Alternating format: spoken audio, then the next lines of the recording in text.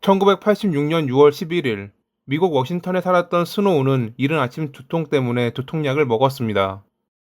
그리고 잠시 뒤 그녀는 욕실에서 정신을 잃은 채 딸에게 발견됐죠. 병원으로 옮겨졌지만 그녀는 끝내 숨을 거두었습니다.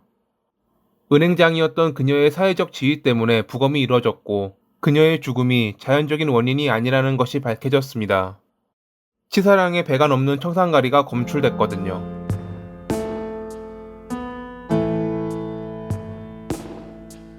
처음 스노우를 부검했던 부검이 자넷은 사이아나칼륨, 일명 청산가리라 불리는 독극물의 냄새인 쓴 아몬드 향을 감지하고 독극물 검사를 했습니다.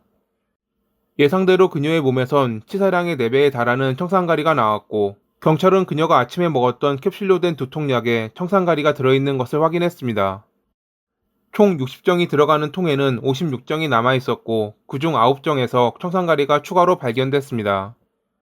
브리스톨 마이어스 스퀴브라는 제조사가 만든 엑시드린이라는 두통약에서 왜 청산가리가 나왔던 것일까요? 조사에 나섰던 미국 식품의약국 FDA는 청산가리가 들어갈 만한 제조 공정 자체가 없다는 것을 확인했습니다. 경찰은 누가 고의로 캡슐을 청산가리에 넣은 것이라 판단했습니다. 가장 먼저 의심됐던 것은 스노우의 남편인 폴이었죠. 고등학교 친구인 자식들의 소개로 만나 재혼했던 그들은 최근 폴의 바람 문제로 약간의 마찰이 있었습니다. 그가 다시는 그러지 않겠다며 용서를 구했기에 가정은 깨지지 않았지만 둘 사이에 흐르는 묘한 긴장감은 사라지지 않은 상태였죠. 그런 상태에서 아내가 청산가리 같은 약을 먹고 사망했으니 당연히 경찰은 남편을 가장 먼저 의심했던 것입니다. 일 때문에 자주 집을 비웠던 그는 사건이 일어나기 하루 전에 집에 돌아왔습니다. 즉 그에게는 약을 바꿔치기 할 시간이 충분했다는 것이었죠. 갈수록 의심이 짙어지자 그는 자진해서 거짓말 탐지기 검사를 했고 통과했습니다. 지금은 이 거짓말 탐지기의 신뢰성에 대해 많은 말이 나오지만 당시에는 높은 평가를 받은 수사 도구 중 하나였기에 경찰은 뭔가 찜찜하긴 했지만 그를 돌려보냈습니다. 거기에 폴이 스노우가 먹었던 엑시드린을 같은 날 먹었다는 것을 알게 된 경찰은 아예 그를 용의선상에서 제외했죠. 엑시드린 통에 남아있던 청산가리가 들어있는 캡슐은 총 9정. 겉보기에 차이가 없던 독약을 먹는 도박을 할 이유가 없다고 생각한 것입니다. 그렇다면 이 청산가리가 들어있는 엑시드린은 어디서 왔던 것일까요? 당시 이 약은 처방 없이 가게에서 구할 수 있는 보편적인 약이었습니다. 그렇기에 진열대에 놓여있던 약을 누군가 바꿔치기 했을 가능성도 있었습니다. 실제로 4년 전에 시카고에서 누군가 진열대에 있던 감기약을 청산가리가 든 약으로 바꿔 7명이 사망하는 사건이 일어났기에 경찰은 동일범에 의한 소행일 가능성을 염두에 두어야 했죠. 일단 그들은 시중에 유통되는 약을 회수했고 청산가리가 들어있는 2병을 확보했습니다. 그리고 이 연이은 보도를 보고 자기 남편도 엑시드린을 먹고 사망했다며 경찰에 연락한 여성이 있었습니다. 자신을 스텔라라고 밝힌 여성은 6월 5일에 남편인 브루스가 두통이 심하다며 평소처럼 엑시드린 4개를 먹었는데 잠시 뒤 숨을 쉬지 않았고 구급대원을 불렀을 때 약을 보여주며 그가 이것을 먹더니 정신을 잃었다고 설명했습니다.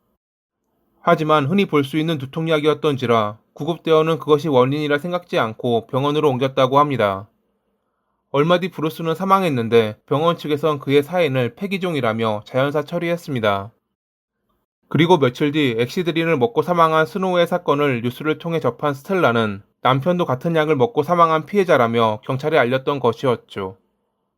확인 결과 브루스의 몸에서도 청산가리가 검출됐습니다. 그녀는 집에 남아있는 엑시드린 2병을 경찰에게 제공했는데 거기에서도 청산가리가 들어있는 캡슐이 나왔습니다. 브루스가 두 번째, 아니 정확하게는 첫 번째 피해자였던 것일까요? 이쯤 되면 무작위 범행에 2명의 피해자가 발생했다고 생각할 수 있지만 경찰은 그러지 않았습니다. 오히려 스텔라를 의심했죠. 그녀가 과거 폭행, 사기, 위조 등의 전과가 있었던 것도 그렇지만 심각한 재정난을 겪고 있던 그녀가 때마침 브루스의 생명보험금으로 그것을 어느 정도 무마했기 때문이었습니다. 보험은 브루스가 직접 서명한 것이 아닌 위조 서명이라는 것이 밝혀졌고 심지어 그녀는 남편이 죽기 전 채권자들에게 곧 돈이 들어올 테니 한 달에 $500씩 갚겠다는 편지를 보내기도 했습니다. 그냥 막연하게 갚겠다는 것이 아닌 정확한 액수를 말한 것입니다. 돈이 들어올 만한 구멍도 없었는데 말이죠. FBI도 이 사건에 주목하며 스텔라에 대해 조사했고 브루스가 쓰러졌을 당시 출동했던 구급대원의 증언과 보험 약관에서 이상한 점을 발견했습니다. 구급대원에 따르면 당시 스텔라가 엑시드린을 보여주며 이것을 먹고 남편이 쓰러졌다고 몇 번이나 반복해서 말했다고 합니다. 처방 없이 구매할 수 있는 약이었기에 크게 신경 쓰지 않았고 그녀가 경황이 없어 그런 말을 되풀이한다고 생각했는데 다시 떠올려 보니 그 약에 무언가 들어있다는 것을 직접 말하지는 못하고 어필하는 느낌이었다는 것이죠. 왜 그가 쓰러진 이유가 약이라고 생각했을까? 왜 자기가 의심받을 수 있는데 이런 신고를 했던 것일까? 그들은 얼마 뒤 브루스의 보험약관에서 그녀가 그래야 했던 이유를 찾았습니다. 자연적인 원인으로 사망한 것이 아닌 경우에는 10만 달러를 제외한 7만 6천 달러만 제공한다 라는 항목. FBI는 브루스와 스노우의 죽음이 모두 스텔라의 계획이라 생각했습니다. 그들의 이론은 다음과 같습니다.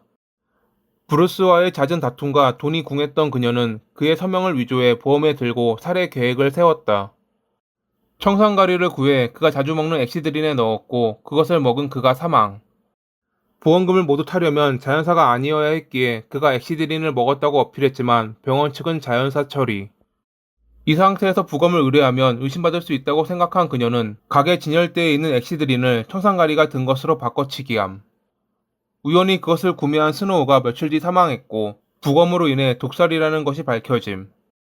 불특정 다수에게 피해를 줬던 4년 전 비슷한 사건과 연관성이 언급되며 화제되자 자기 남편도 피해자라며 경찰에 연락. 그들은 그녀가 보험금을 다 받기 위해 두 번째 범행을 저지른 것이라 여겼습니다. 스텔라가 거짓말 탐지기 검사에서 실패하자 그 의심은 더욱 짙어졌죠. 조사를 이어가던 중 그들은 범행에 사용된 엑시드린에 청산가리뿐만 아니라 수족관에서 파는 조류 제거제도 함께 들어가 있는 것을 확인했는데 같은 종류의 조류 제거제를 스텔라가 구매했다는 것을 알게 되었습니다. 그녀는 집에 어항도 없다고 주장했지만 거짓말은 금방 들통났습니다. 어항도 금방 발견됐고 조류 제거제를 판 상인도 나타났거든요. 갈수록 상황은 스텔라에게 불리해져 가는 가운데 그녀의 딸인 해밀턴은 어머니가 가끔 아버지가 죽길 원한다는 말을 했다고 주장했습니다. 또 사건이 발생하기 전에 독성이 있는 꽃을 일부러 아버지에게 먹이기도 했다고 밝혔죠.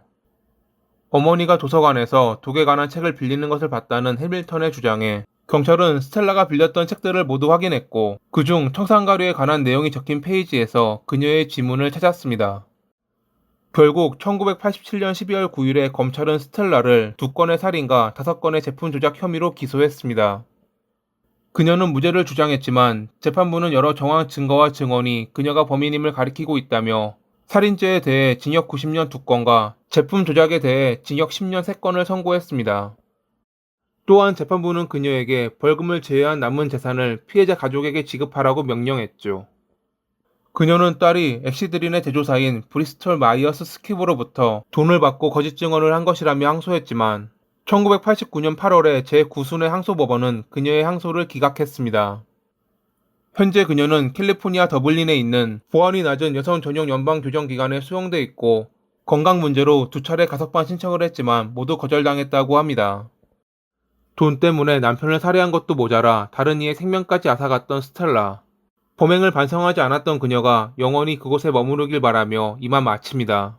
오늘도 시청해주셔서 감사합니다.